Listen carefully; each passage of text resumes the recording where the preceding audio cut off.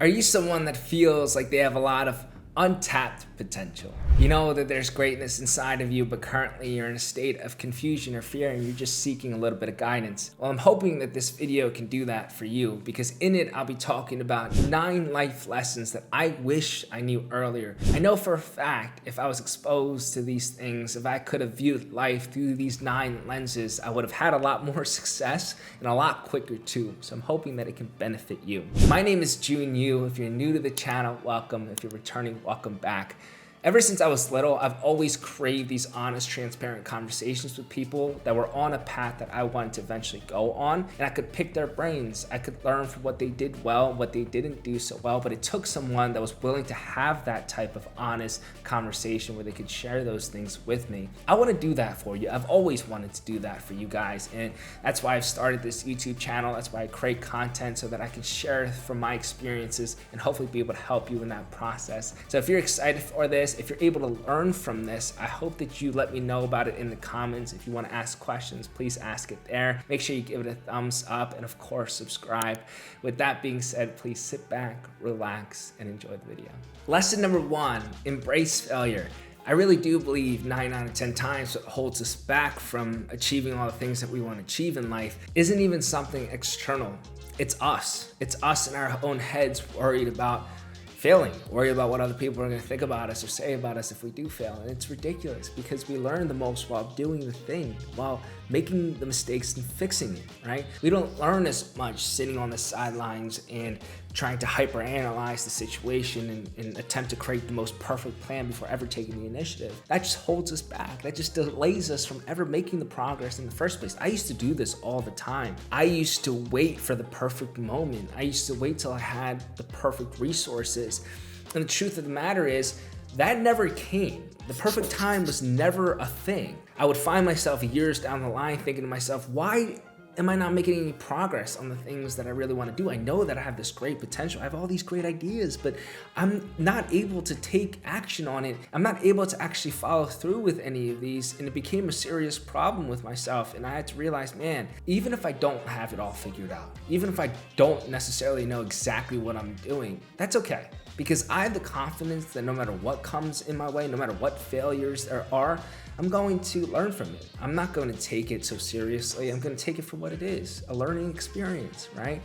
And failure is such a funny word. It's not something so detrimental, right? The only time a failure is a real loss in your life is if you give up. If you embrace the failure and continuously learn from it, you'll be better from it.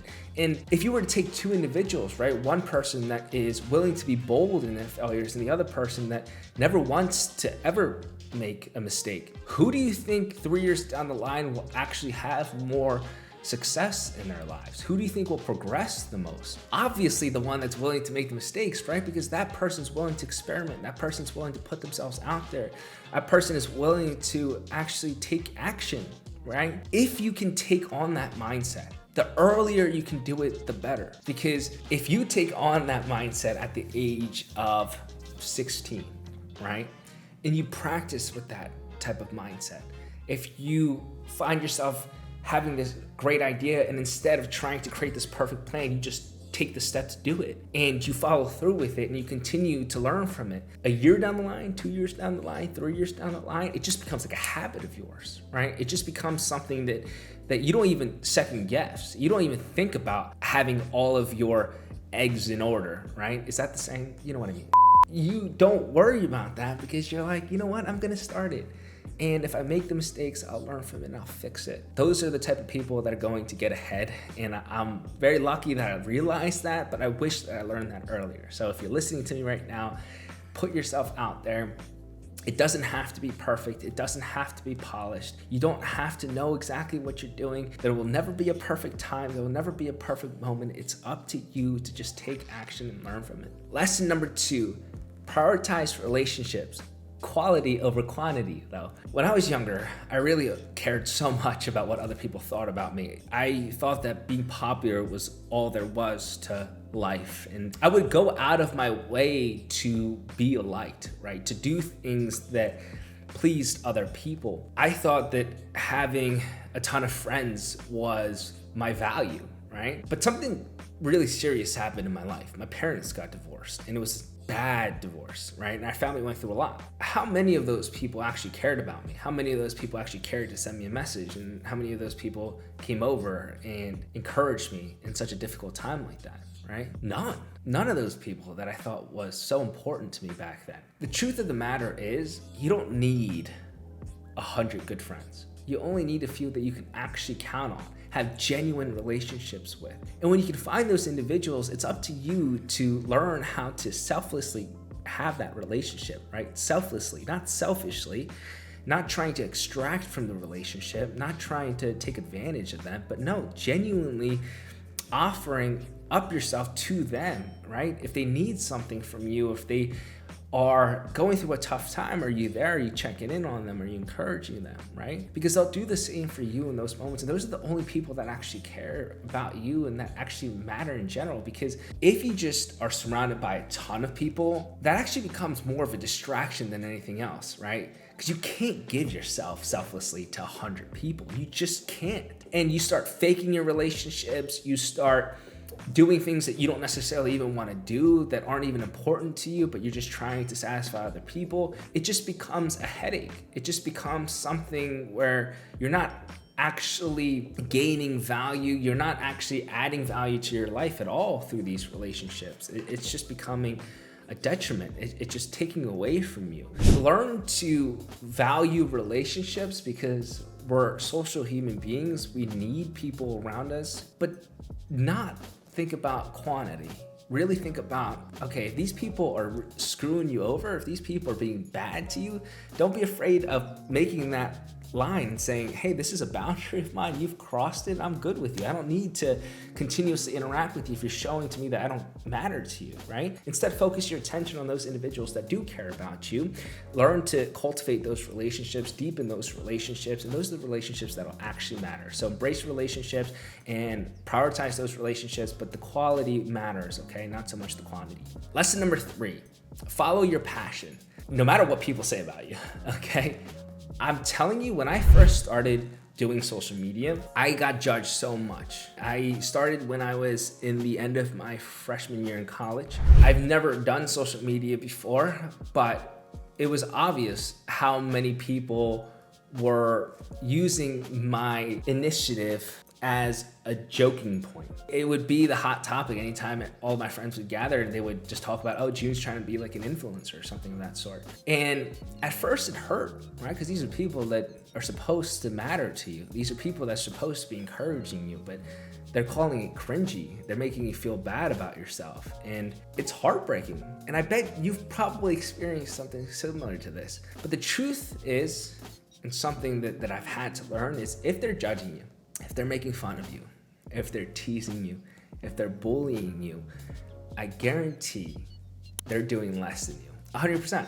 It'll never be somebody doing more than you. It's not going to be somebody that has more success than you that are going to be making those condescending remarks as you try and put yourself out there and take on a new initiative that matters to you. Why? Because those people understand that everyone has a starting point, and they'll actually admire you taking that step, because it's not an easy step, and they've also experienced people making fun of them. Your passions are yours. They're unique to you. They're your calling, right? Don't care what other people are gonna say about you. And actually, I've experienced that my whole life, right? Following your passions and listening to that and leaning more into that than caring too much about what other people have to say. Even when I was in my junior and senior year of high school, I would get judged all the time for not going out on Fridays and not going out on the weekends. And they would call me church boy. They would say things of that sort because I would go to church a lot. They had no idea what I was going through. They had no idea what I was experiencing, what I was seeing. I was seeing my dad working tirelessly at his contracting job,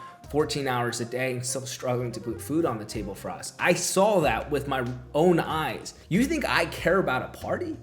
You think I care about what you guys are doing and drinking and partying and things of that sort? You think that matters to me? No, That doesn't matter to me. I don't care what you guys are doing because I have other things that are important to me.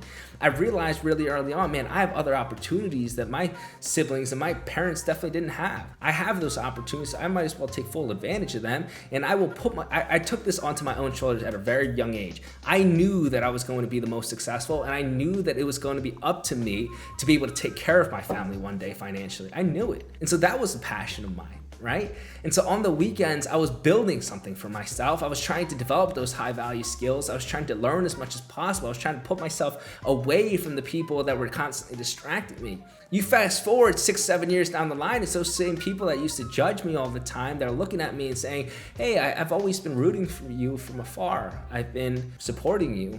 I love what you do. Do you want to catch up? You know how many texts I get like that on a daily basis? All the time. But you have to think to yourself, I don't even have hard feelings for those people, right? I never took it personally. It's just that my passions are my passions. My values are my values. I'm going to be at a place in life eventually that those values embody, right? Those values will give me a life. Those passions will give me a life that I want, right? And I'm not going to apologize for it in the midst of doing that, even if it doesn't fit into the mold of what you think that I should be doing. Follow your passions, okay? Because I promise you, when you are 21, 22, 23, it's cute to be going out all the time. It's cute to be drinking with your friends and to be partying, and your biggest problem being what you're going to wear the weekend to impress your crush or whatever. That's all cute when you're at that age, okay? But when you're, by the time you're like 26, 27, and all you have going for yourself are these parties and you're constantly still going, it ain't cute anymore. What's cute is being financially stable. What's cute is having a job that you love. What's cute is being able to provide for your family. It's cute to have enough money to be able to be married and then have children. Like, that's cute. Like, being far in life when you're at the age of 26, 27, that's cute. That's good. That's what you want. You don't want to be stuck in a situation where you're regretting following everyone else because you were afraid of the judgment or the failures that were going to come with it. No, because those people that are judging you and that are making fun of you or things of that sort aren't going to be there with you when it's 26 and 27. It's really hard and you're alone and you're by yourself and you're upset and you're getting in the situation of, oh my gosh, I'm now graduated and I have all these loans and I don't know what to do with my life and I'm so stressed. They're not going to be there for you. I can't tell you how many people that I'm very close with that have experienced that are now old enough where they're feeling the repercussions of the decisions that they've made when they were younger. You know, when they were caring so much about what the other people had to say, when they were more afraid of what other people were going to say about their endeavors or their initiatives or whatever goals or aspirations or passions that they had. So they decided to not even take any step forward. And now they're old enough where they have all these responsibilities and thinking, now I don't know what to do. I don't know if I'm willing to take that step. Now it's even more scary than ever because I have so much more on the line, right? When you get older. So follow your passions. Don't listen to what anyone else has to say about you. It frustrates me so much because I've experienced this all throughout my life, right? People are going to judge you. They're going to make fun of you. It's okay. It's okay. I'm telling you, looking at me right now, it's okay. Follow your passion. I guarantee you're going to be the person a few years down the line where people are going to want to be like you, right? People are going to want to be friends with you, and people are going to regret what they said about you. Lesson number 4, practice gratitude. There's so much negativity in our world, so much negativity. The moment you open up your phone, the moment you step outside, there's going to be people yelling at each other. There's going to be people lying to you, shortcutting each other. There's going to be people making fun of each other. There's going to be on social media people that are toxic, that are saying things to make you feel insecure. Negativity is all around us in our world today. You know how to coat your mind. You know how to create this armor on your mind. You know how to make sure that negativity never seeps through. It's through gratitude. It's being grateful for the things that you already have. You get that? It's not things that you want. It's not things that you feel like you're going to be happy if you get them. No, it's the things that you currently have. It's the food on your table. It's the clothes that you have. It's the opportunities that are in front of you. Be grateful for what you have. Even in the midst of such hard times, there are things to be grateful for, right? And the more gratitude you can have, the more you protect your mind from the negativity and it doesn't allow it to penetrate as much as it normally would. every time I'm out in public and I'm with my friends and stuff, people will always say, hey, June, like, how are you so positive? How are you able to be smiling all the time and be so happy, be so jolly? It's not that I don't experience a lot of these negative things in life. I do. I've experienced a lot. There's been a lot of sickness in my family, a lot of things that have made it really hard. But I am grateful. I am grateful for what I do have. And if I can start my mornings with some sort of gratitude through my journaling sessions, when I walk out of that door, I'm a much more positive person. I'm somebody that can smile, that can laugh, that can experience the moments of life fully, because I'm not constantly thinking about the things that I wish were better, right? So be grateful for what you do have. Practice gratitude on a regular basis. Lesson number 5, be open to change. Be willing to adapt. Okay, I've learned pretty darn quickly, it's those that are stagnant, that are so stuck in their own ways, the market will do what it does and kick them out of their spot, right? Because you see, you might have some sort of luck, you might have some good fortune, you might have stumbled your way across some success, but those temporary successes aren't what you're trying to achieve. You want to achieve longevity, right? That's true success. Being able to actually build a legacy for yourself, actually being able to sustain that level of success is and should be your goal. But the only way you can do that is if you can continuously adapt, if you can continuously evolve. Even when you think about content creation, right? It's like the most basic form of this.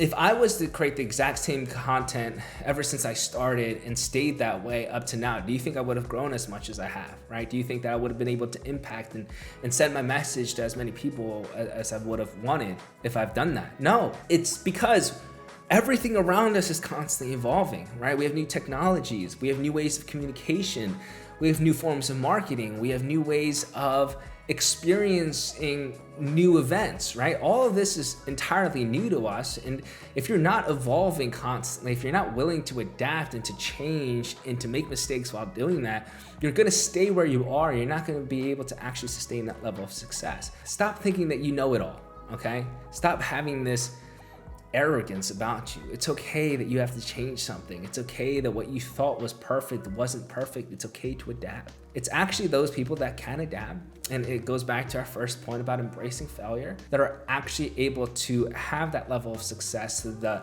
magnitude in which they want it and for the duration that they want it for as well. Lesson number 6, manage your time wisely.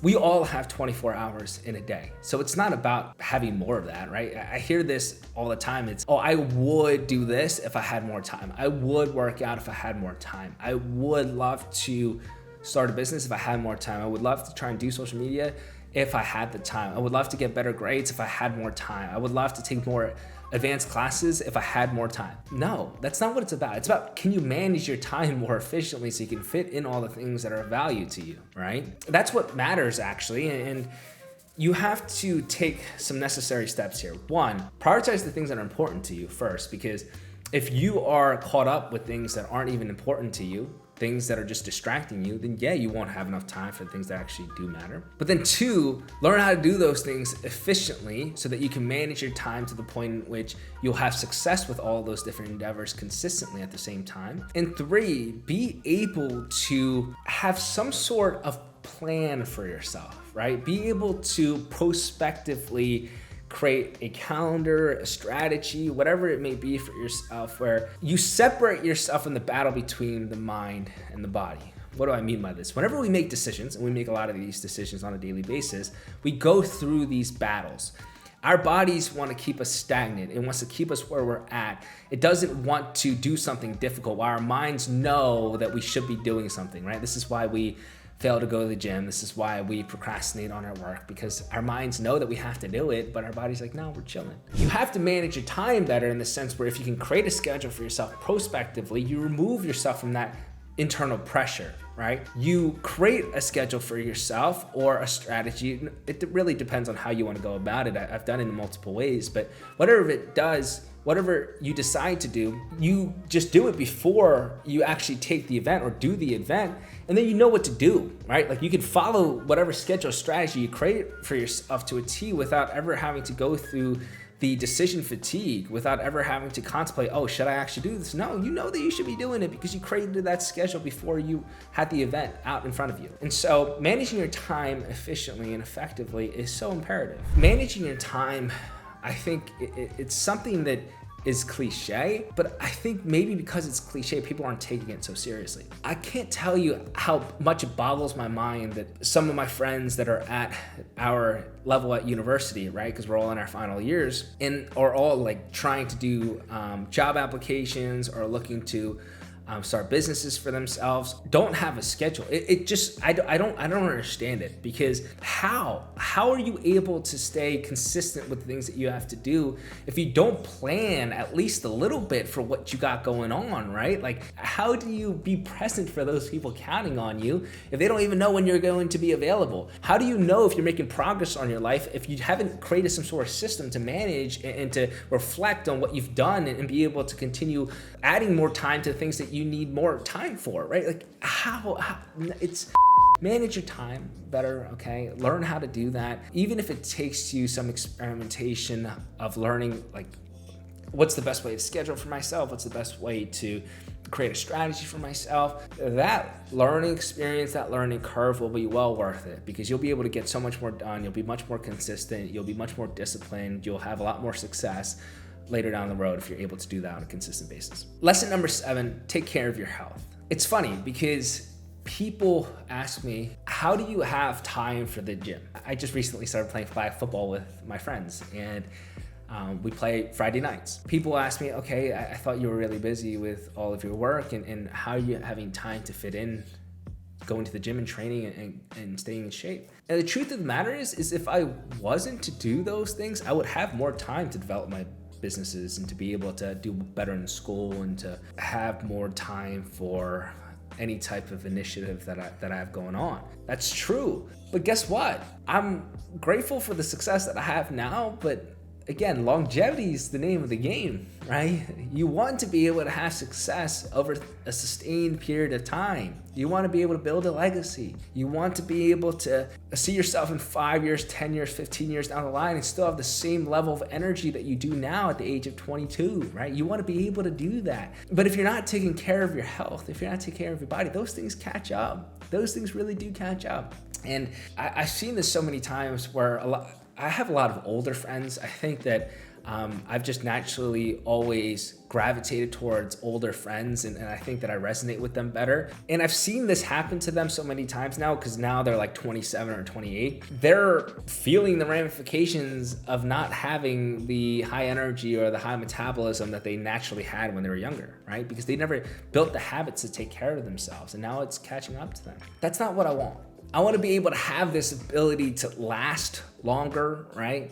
Because when it does come to the point in which I don't naturally have it, if I can have the habits to continuously put myself in those good situations, the better off that I'll be. Don't just think about the now. Think about, what are you going to be like a few years down the line, right? And how are you able to sustain that level of success? And that matters in terms of being physically fit, right? It matters in terms of being mentally fit. So take care of your health. Lesson number 8, never stop learning. I think this is where people border this line of being confident and then being arrogant. And this is where people experience a lot of issues when they fall into the arrogant side. Because when you're arrogant, you think that you know it all.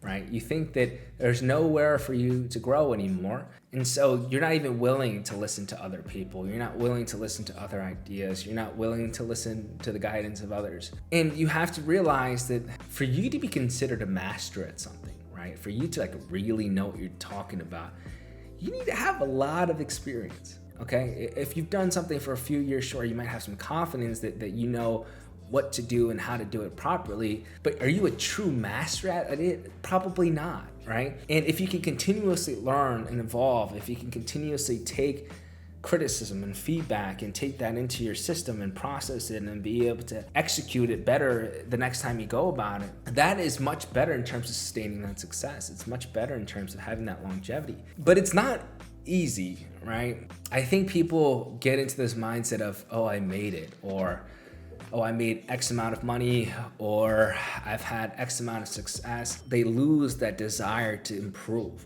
And then again, the market's gonna do what it always does, and it's gonna have somebody take that place of that individual really quickly. You don't want that to be you. Have that learning mindset, have that beginner's mindset. Think that, yeah, I might have had some success, but the reason why I had that success is because I learned a lot, right? Like, I had some good resources. I had people that were willing to help me, that were willing to teach me, and I picked up on those things. I was willing to put myself in uncomfortable situations, and I figured things out, and I learned from those experiences. So why stray away from what's worked? Continuously have that type of mindset. Never stop learning.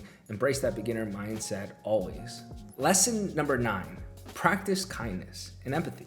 So many times when we're on this self-development journey, we think that it's just about us. We get lost in the fold of just thinking about me, when in reality it's, okay, now that I'm learning how to develop myself, how can I start to spread this level of kindness and spread this level of empathy to those people that might be struggling, that are experiencing things that I've experienced? How can I help them in their journeys? That is so much more fulfilling than just doing everything for yourself. Because the reality of the matter is, the thing that we can always guarantee in life is that something in life will come your way that's much bigger than you. And if everything that you do is for you, you will not be able to overcome it. It's going to shatter everything that you think that you know about life, because everything's centered around you. No. We're very lucky to be here. We're very fortunate in our lives to be in the opportunities and the situations and the experiences that we have. We're lucky. All of that can be taken away anytime now, right?